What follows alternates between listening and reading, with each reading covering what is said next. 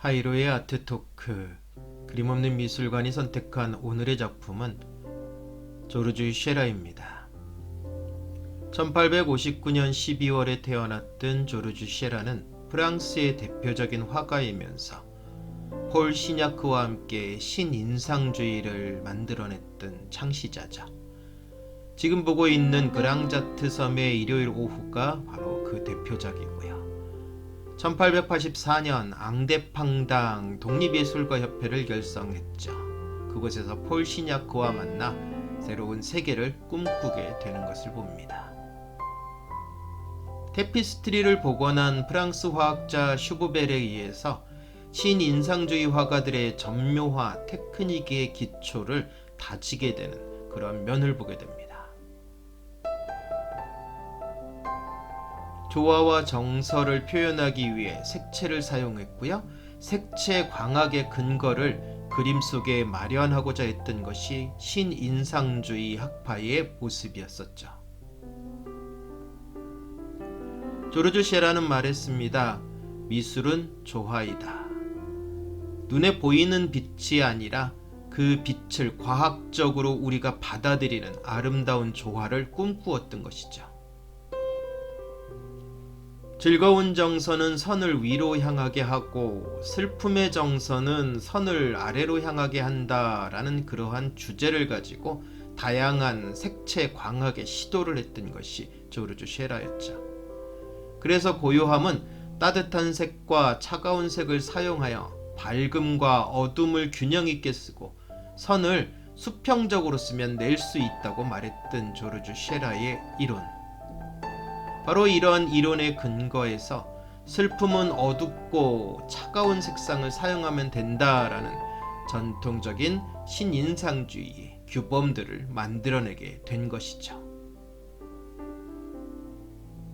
대비색을 작은 점들로 병치하여서 빛의 움직임을 묘사한 기법을 우리는 점묘법이라고 말을 합니다.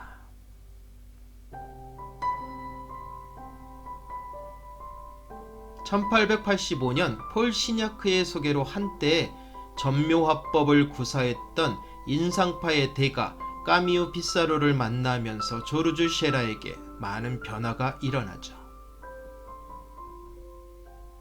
벨기에의 시인 에밀 메르아렌과 미술평론가 펠릭스 베네용이 조르주 쉐라의 작품을 보고 격찬을 아끼지 않았는데 이 펠릭스 베네용이 신인상주의라는 단어를 만들어낸 자죠. 인상주의는요, 그림을 그릴 때 빛과 색채의 순간적인 효과를 조차 자연을 임의로 묘사한 화풍을 이야기를 합니다. 신인상주의 화가는요, 과학적 광학이론에 따른 색채 구사를 통해서 엄격한 형식의 그림을 그리는 화풍을 이루어내게 됩니다.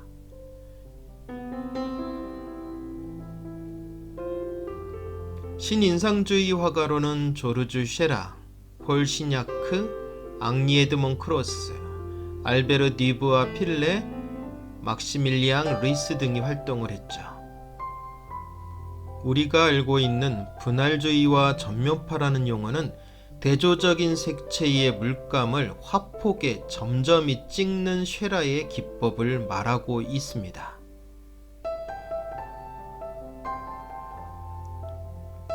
캔버스에서 색을 느끼는 것이 아니라 망막을 통해 전해지는 빛을 느끼게 하는 화풍이 바로 신인상주의죠.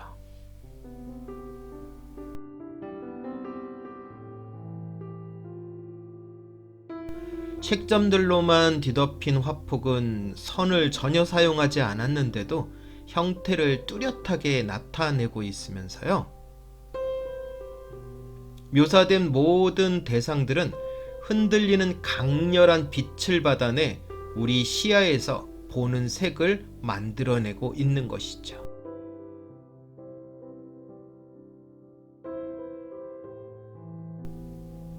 인상주의의 화가들이 대상을 흐릿하고 몽롱하게 묘사를 하잖아요.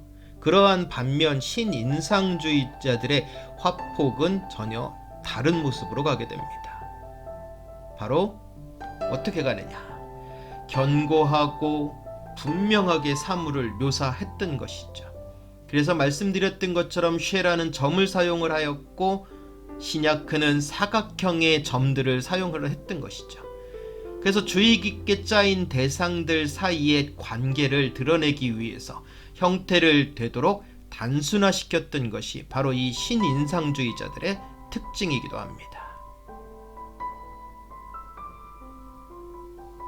신인상주의의 그림에 나타난 빛의 성질은 인상파의 그림처럼 밝고 찬란했지만 전체의 효과는 아름다운 조화를 이룬 채 움직이지 않는 기념비와 같았던 그런 모습입니다.